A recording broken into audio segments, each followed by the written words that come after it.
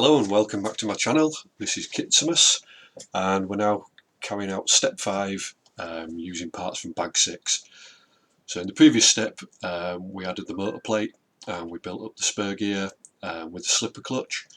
I actually jumped a little bit ahead of myself and I fitted the top shaft screw, you see it there with the pin in, you can see that, there we go.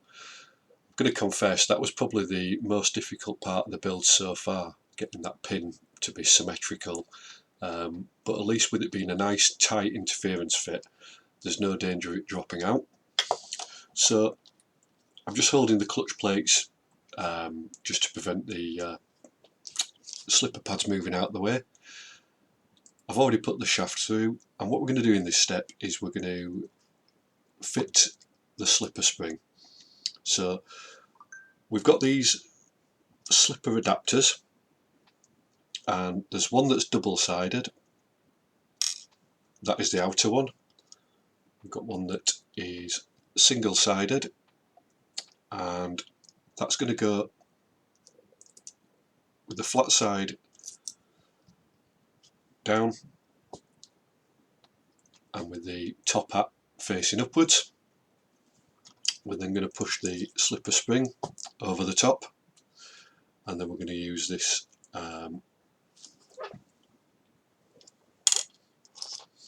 to come back apart because I can't follow the instructions and I've lied to you. So the double-sided part is the innermost, and that makes more sense because that's just pressing against the inner part of the bearing. And then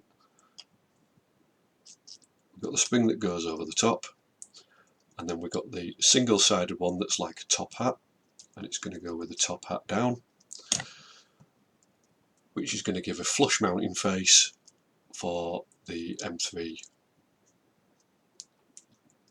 flange lock nut. And there we go, that's inserted. I'm just going to get the hex drive and then just holding it all in place.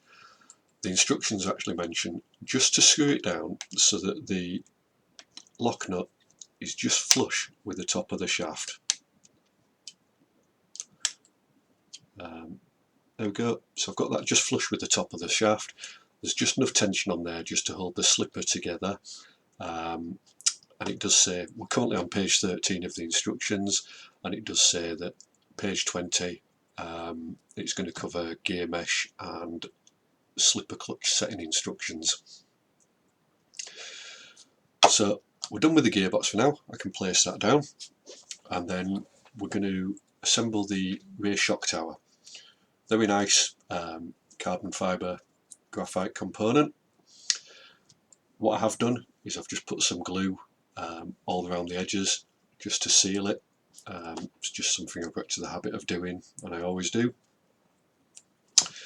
And what we're going to do is we're going to mount the shock bushings to the shock tower along with the shock tower protectors. So we've got these quite a large flange on these M3x22 nuts, and we're going to go through hole number 2, which is the second one out, and that just pushes nicely through. And the shock tower caps, as you can see, they're on a slot. So having pushed the screw all the way home, put the shock cap bushing on. I'm just going to tighten that up. It doesn't tell you to put any thread lock on here, I'm guessing because it's not going to be needed. So I'll put the other cap on, going through the same hole but on the other side. It pushes very nicely through, and then put the very nice 10mm shock bushing I don't know if it's just me, but I do particularly like the colour of this blue anodising. Does appeal to me very much. There we go. So we've assembled those components, and that is step 5 completed. Tune in for step 6, where we'll be fitting the rear wing mount to the shock towers, and then fitting the shock tower to the gearbox, and finally fitting the gearbox assembly to the chassis. So I'll see you next time. Please do subscribe, and thanks for watching.